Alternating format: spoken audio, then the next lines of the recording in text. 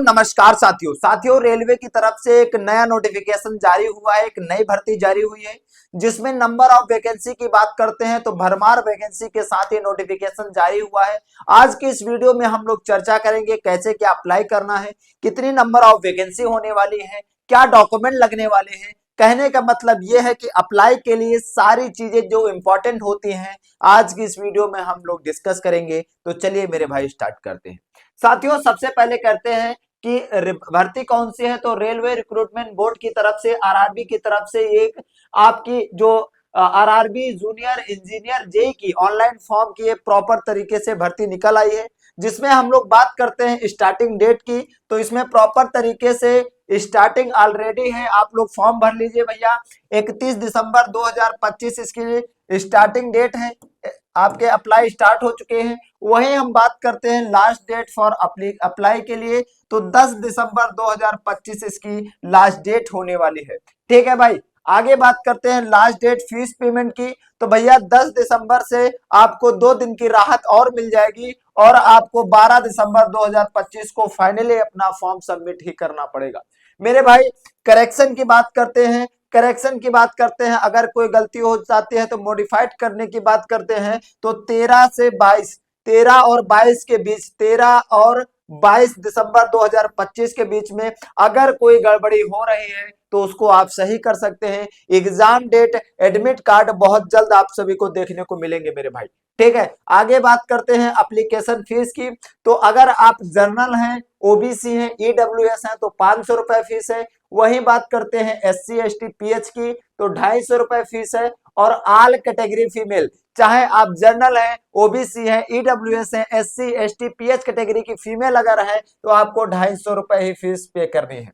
ठीक भैया, अब हम बात करते हैं फीस, इसमें रिफंड भी हो जाती है। और फीस रिफंड कब होती है? अगर आपने सीबीटी फर्स्ट में आप गए हैं, एग्जाम दिया है, आप वहां पर गए हैं, एग्जाम दिया है, तभी आपकी फीस वापस होगी भैया, ऐसे वापस नहीं होगी। इसके लिए आपको अपना बैंक का स्टेटमेंट लगाना होगा, जिसमें अकाउंट नंबर लगाना होगा, आईएफएससी कोड लगाना होगा, ये सारी चीजें बैंक की डिटेल लगाना होगा मेरे भाई।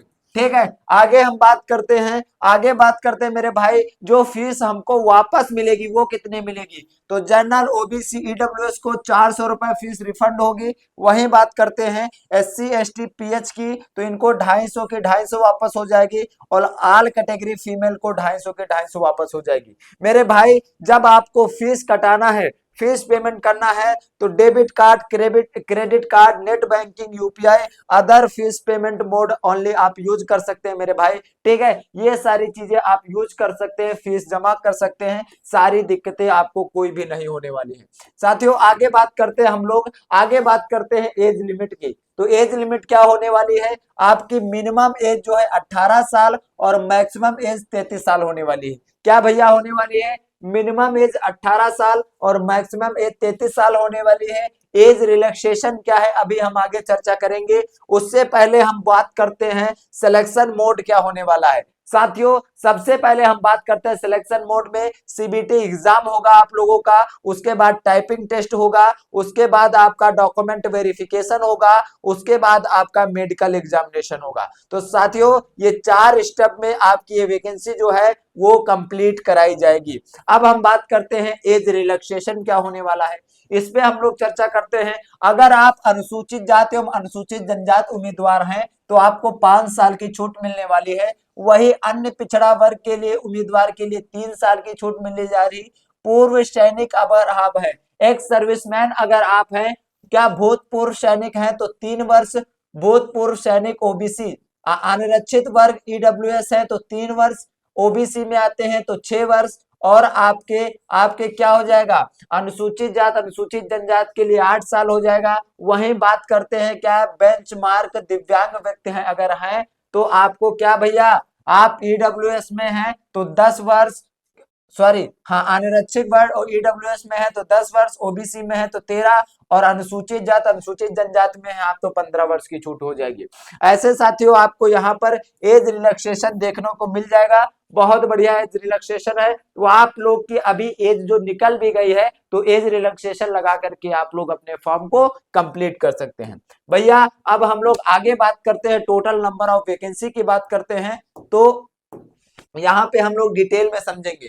पद के नाम की बात करते हैं तो जूनियर इंजीनियर है, डिपो सामग्री अधीक्षक है और रासायनिक एवं धातु कर्म सहायक हो जाएगी। लेवल 6 की ये वैकेंसी होने वाली है। अगर हम वेतन की बात करते हैं तो 35,400 से आपकी स्टार्टिंग वेतन होने वाला है। साथियों 18 से 33 वर्ष इसकी आयु होने वाली है।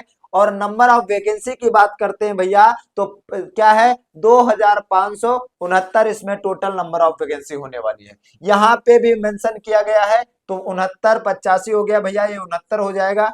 ठीक है, अगर हम बात करते हैं यहाँ पर देख लीजिए जनरल के लिए कितनी है, ओबीसी ईडब्ल्यूएस अलग अलग यहाँ पे बताया गया है। तो सारी डिटेल हमने अच्छे से आपको दे दिया है। चलो भैया अब हम लोग आगे बात करते हैं। और आगे बात करने से पहले हम ये बात करेंगे कि भैया पढ़ाई कितनी की जाए, कहाँ से पूछा जाएगा। ठीक है, कहाँ से पूछा जाएगा मेरे भाई, तो गणित से आपको क्वेश्चन मैथ से देखने को मिलेंगे, रीजनिंग से देखने को मिलेंगे और आपका ये भैया जीके जीएस वाला पोर्शन आपको देखने को मिलेगा और साइंस का भी देखने को मिलेगा। भैया निगेटिव मार्किंग 1/3 की होने वाली है। तो सारी चीजें अभी से देख लीजिए, तैयारी तब शुरू करिए। ठीक है भाई, आगे हम लोग बात करते हैं डॉक्यूमेंट की, जो इंपॉर्टेंट डॉक्यूमेंट होने वाले हैं। अगर हमारे पास आईडी प्रूफ है, आईडी प्रूफ में क्या है, आधार कार्ड है तो कोई टेंशन समस्या की बात नहीं है। अगर हमारे पास आधार कार्ड नहीं है तो आप voter ID, PAN card, driving licence, passport भी लगा सकते हैं। और जब एग्जाम हॉल में जाए भैया तो इसमें के दो प्रूफ आपको ले जाना है।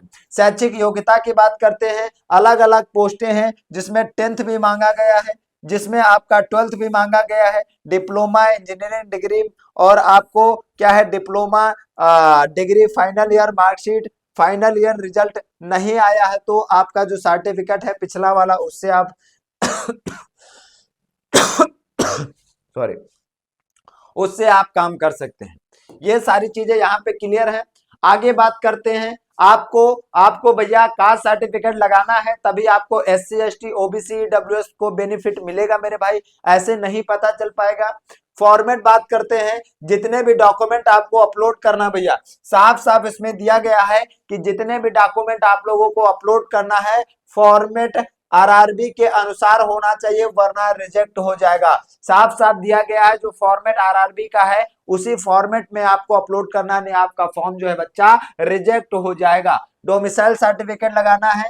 ठीक है भैया, आगे बात करते हैं, पासपोर्ट साइज कलर फोटोग्राफ नया होना चाहिए, 20 से 50 के भी होना चाहिए और सिग्नेचर जो है ब्लैक पेन से होना, साफ साफ लिखा गया है ब्लैक पेन से होना चाहिए और 10 से 40 के बी के बीच में होना चाहिए। ठीक है भैया, तो ये सारी इंफॉर्मेशन आई होप आप सभी को समझ में आई होगी। फिर भी किसी भी प्रकार की कोई भी समस्या है, कोई भी क्वेश्चन है तो आप बेझिझक पूछ सकते हैं, कमेंट बॉक्स बिल्कुल खाली है। और वैकेंसी भैया लास्ट डेट 10 तारीख है तो जल्दी जल्दी भर दीजिए, क्योंकि इसीलिए हमने इसको हाईलाइट कर दिया है, अब ज्यादा टाइम नहीं है। ठीक है साथियों, मिलते हैं एक नए इन्फॉर्मेशन के साथ, एक नई वीडियो के साथ। तब तक के लिए जय हिंद, जय भारत मेरे भाई।